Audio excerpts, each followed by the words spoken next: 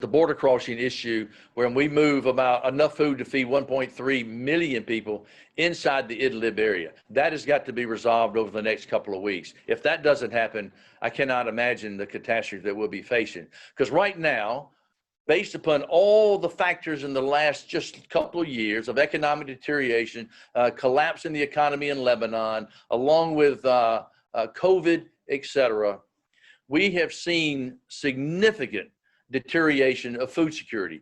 In fact, despite just in the past few months, an additional 1.5 million people are now in food insecure above what we were before. So now, of a nation of 20 million people, 9.3 million people go to bed hungry, food insecure, every day, every night in Syria.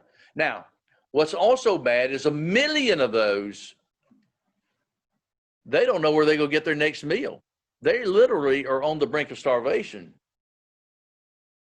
The message is the same to everybody, and the message, especially because it's the United Nations Security Council that has to make the decision. So all the members of the United Nations Security Council, regardless of where their pressure comes from, has to understand that we must have access to this 1.3 million people who depend on us to stay alive. This is not complicated. And if that border crossing is shut down from Turkey, then there's no alternative other than cross-line operations inside Syria. And so at this stage, that's a political mess. And so we want to make sure we get the food in there no matter what the case is, and we'll do everything we can. But it's a political quagmire, but we're just giving the facts to everyone to understand. If we don't have access, you're going to have mass starvation or mass migration. But anyway, first to the Europeans as to Syria is, number one, thank you for the support that we have been receiving, because it has kept people alive, and it's kept mass migration down, and it's helped children have a brighter future.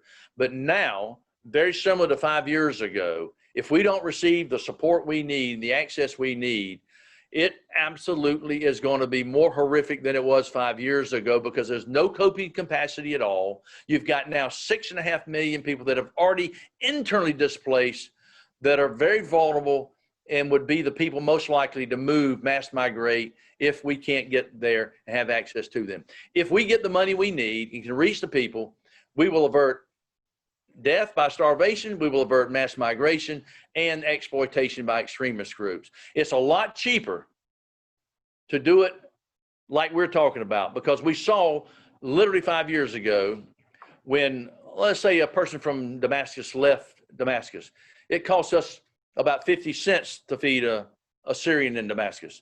That same Syrian in Berlin, the financial humanitarian support package is 50 to 100 euros per day. So it's a lot cheaper to do it in the front end, inside Syria. And honestly, our surveys, people in Syria don't want to leave home,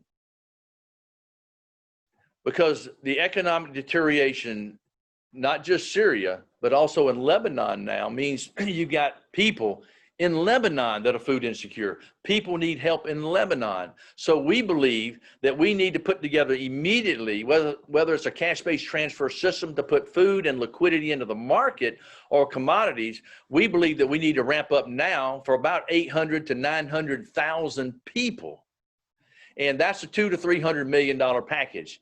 And if we can get that money now, we believe that we can bring stability and hope to a lot of people in Lebanon that are very desperate, in a very desperate situation.